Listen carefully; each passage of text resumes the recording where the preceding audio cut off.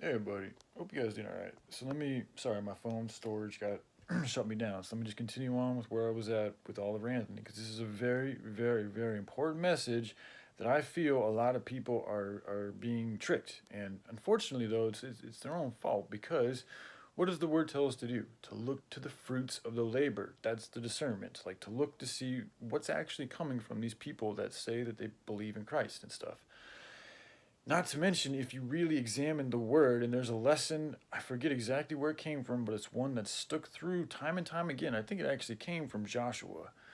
And even though I want to say this about Josh, when it comes to the word and the way that I've seen and witnessed and walked with this man on this earth, like the way he interacts with the streets and the faith that he has in regards to the Christian religion and how it should be done on the streets, very good example. So I've walked with people whom have literally walked on the streets of some of the most dangerous cities of America and laid hands on people with the intent of helping them exorcise demons that they're dealing with. Streets of Louisiana in some of the worst neighborhoods. So I know a little bit about this, all right? And he was adamant about a lesson that he said numerous times, and it has to do with humanity using their mind they were given to figure out things and to also listen to the word. So the instruction, everything that we need is here for us, okay? Everything we need to live a good life is here for us. Instructions have been laid down for us. Those instructions, everything in the Bible, and it's like even if it's been contrived, the way it's been contrived has still got to be done in a way that allows for the truth to be there. So even though I'm not in complete agreement with the Bible, the truth is still in it. And even for super Christians, you guys need to be careful with how secure you guys think you are in what you think you know. Because I'm going to share this. This is something that Josh would spend a lot of time emphasizing. It has to do with a ship, somebody who was out in the ocean. It was a shipwreck, and he was a Christian, or he was a Christian who was shipwrecked, and he's sitting there floating in the ocean, and there's like sharks, there's all sorts of things that are threatening to kill him, and he's a very devout Christian, so he's like, everything's happening for reasons, God is going to save me. That's the main MO of the message, was that he was a firm believer that God was going to save him even though he's floating in the middle of an ocean, okay, he's in an area where there's sharks, there's all sorts of things, but he is so devout in his religion and his doctrine that he believes he's going to be saved by God. So he remains in that spot in the ocean, shipwrecked, and the story goes, I think there was three different like boats that came to help him, offered him aid, and he denied that aid because he was so secure in his faith that he felt God was going to save him, that he was like, no, I'm okay. God's going to save me. I don't need you guys' help. God's going to save me. I don't have, essentially saying, I don't have to do anything. God's going to save me. And that all that's required is to believe in God and you're good. And I want to say that is a big mistake.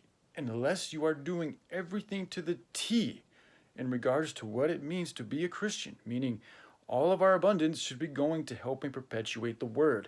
And if we're going to perpetuate the word, I mean, just think about what would Jesus do? He would want us taking care of the things that need help the most. That just seems so obvious to me. And it's just in accordance with love. Like, if you're going to be about an organization that's all about sacrifice and helping out those in need, like, what needs more help than children dying of starvation in Africa, especially here in America when we have a vast amount of abundance? Okay, so it is told to us to take care of these things. It is told to us to take care of the animals. It is told to us to take care of the earth. It is told to us that through Genesis 9:3, the green herb gives us all things. We have not been obedient to these things. Period.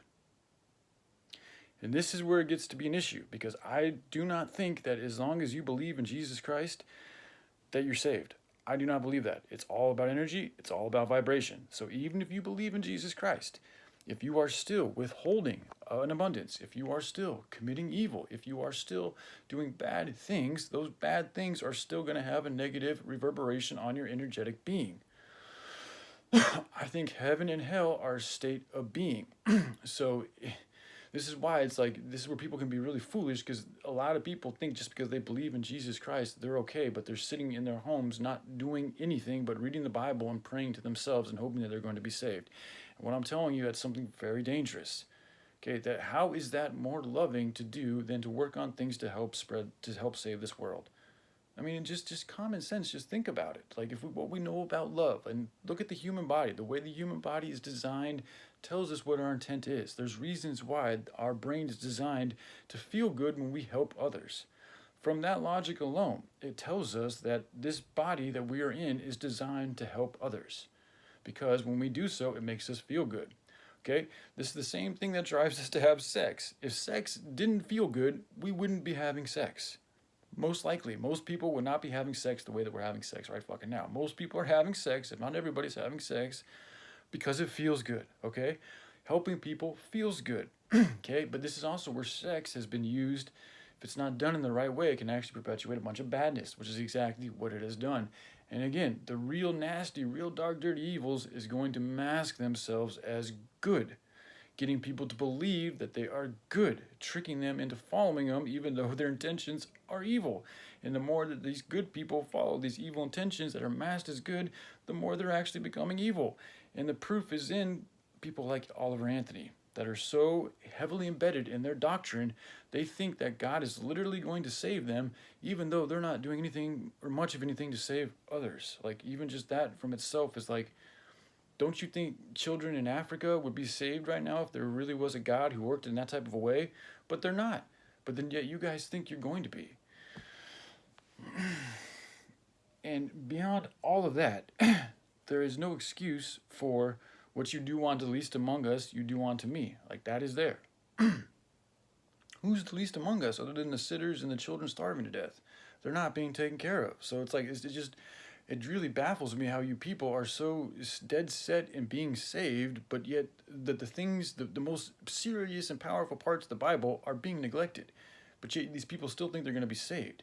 And this is also where I'm starting to suspect that a lot of people joining Christianity, they're doing so because they're selfish, like because they want to be saved. And it's not really about, that's not what the word should be about at all. It should be about service to others, service to higher self, service to the things around you, service to taking care of your body in a good way. And then once your body's in a good way, what should you do with that body? Should you just go to work and pay for a satanic system that you know is destroying the rest of the world and abusing children? Does that sound like something Jesus would want you to do? Or would he want you to use the things that the Bible told us to do to expose evil, to use this herb that makes all things to help take care of the earth, to help take care of the animals, take care of the kids? When we can do these things, it is possible to do this stuff. What I have shown you guys is enough to show that it is possible to figure out things. You just have to put the heart, you have to put the intent, you have to try, you have to put the effort into it. That's what's failing. That's what's lacking. And that's what's really sad. And it's especially sad when people like Oliver Anthony, who have a lot of influence, come on here and do that, and people celebrate the spells that he's putting on the rest of the public. And they're going along with it. So anyways, just be careful. All right, peace.